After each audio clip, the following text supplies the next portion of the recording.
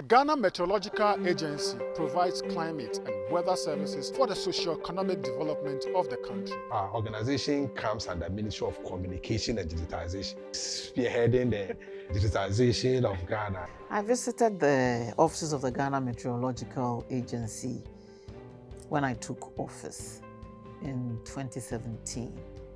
And what we saw were antiquated systems that they were using to tell the weather, check rainfall. There was like a funnel through which the water drips into a calibrated tin, and an individual has to go and read it to see how much rain has fallen within a certain period. And it took a very long time for the readings to be made. So I have everything. So this is the bottle.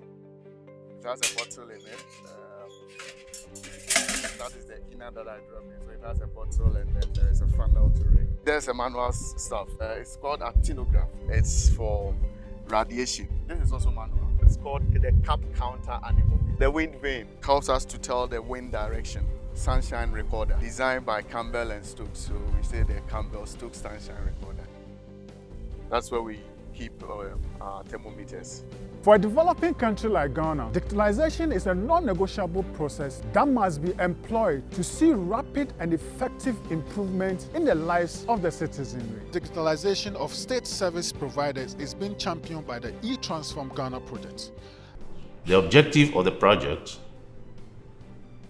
is to ensure efficiency and effectiveness of government service delivery using ICT.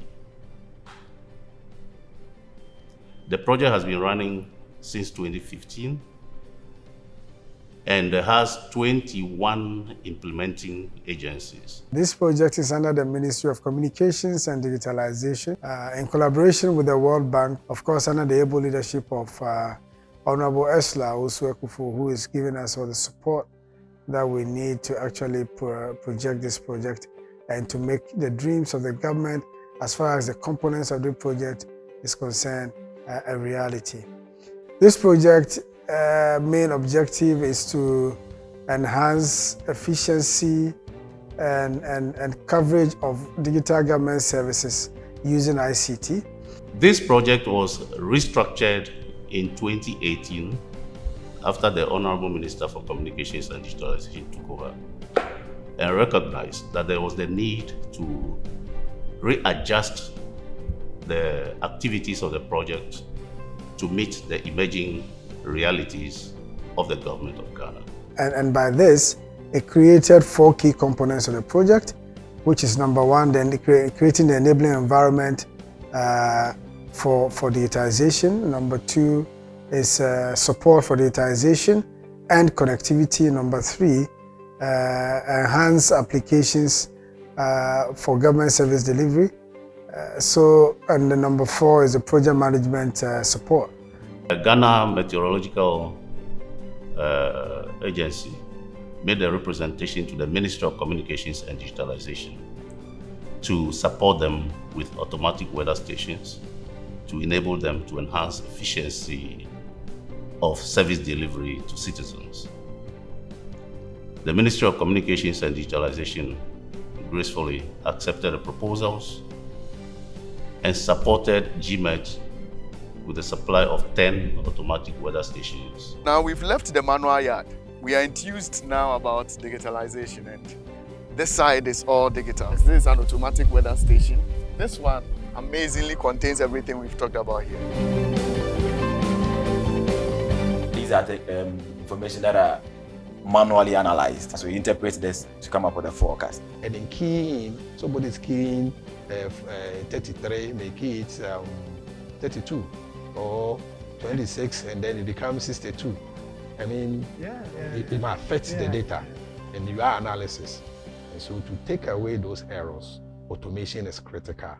And then the timeliness of the information you are receiving is so critical, because if you receive information, a good information in a wrong time, it is of no use. The accuracy of their forecast was also an issue. I think it was a running joke than when GMET says it's going to rain, don't bother. If it says it's going to be a clear day, carry your umbrella. And so there was a need to see what we could do to upgrade their systems, provide them with more up-to-date weather systems to enable more accurate weather forecasts.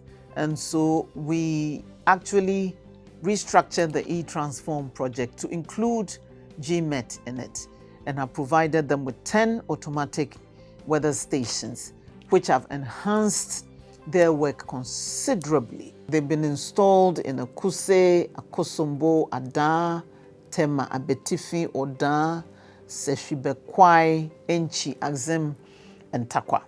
The automatic stations pick the information, feed it directly to our servers here at the head office. You don't need to go there to get the information. Every 5 minutes, you can get weather information. You can now feed that information into your models and then make projections into the future. The unsung heroes at Ghana Meteorological Agency work behind the scenes to give us a safe country to live in. Their operations permeate all aspects of society. We provide aeronautical, meteorological information through civil aviation to the air controllers, to the pilots. You have the equipment there installed. That gives rise to certain information that pilots, would need. The service providers are the Ghana Meteorological Agency, and then regulators are the Ghana Civil Aviation Authority. Now, previously, most of this information that are fed into the Ghana Civil Aviation Authority are done manually, and it takes time.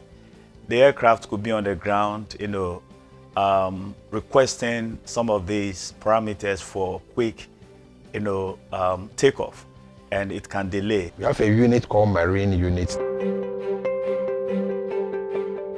This is where search and rescue activities are coordinated. Any operator that you see sitting around here, they receive a distress alert from any floating vessel that has the equipment to trigger distress alert. Then it starts the prompt that yes, a vessel is at risk and requires immediate assistance. Due to the climate change and climate crisis, we tend to suffer storm surges, tidal waves, floods, etc. What Ghana Meteorological Agency does is that they give us the forecast. They have undertaken a workshop with us with some selected canoe owners who have been trained on the marine forecast interpretation. So now when we get the forecast, we are able to interpret, and then we translate into local languages, and we share on our WhatsApp platform for the various regions. With the advent of the digital age, telling what the weather will be and do with almost perfect certainty has given us the ability to plan and avert disasters to save precious lives and properties. In the past, you need to call before you get the weather forecast information. It was whom you know. They call you and tell you that yes, the forecast for this area is this, and that. But currently, the message is transmitted through all the various electronic means, where you even get it in advance, that you're waiting for the opportunity to come before you start calling anybody for such information. So it enables us plan in advance that should there be any distress call, this is the weather that is expected. People have actually doubted the predictions of the Ghana Meteorological Agency. In recent times, we see their predictions to be very accurate, and that has restored confidence in the work they do. Probably the migration from the manual to the digital has enhanced their operation. The major equipment we're talking about here is the AWOS, or the Automatic Weather Observation systems. It's very key to the weather observation, detection, analysis, and then the production of the forecast for use for safe air navigation. By the quick production of this information, the pilots are notified when they're about to take off or land about the wind, profile within the airport area, not to disturb the aerodynamical process of the aircraft.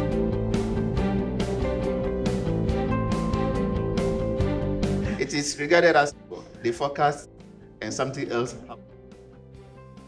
So when they transfer transform from manual to digital, I've been observing and see whether truly it matches or not.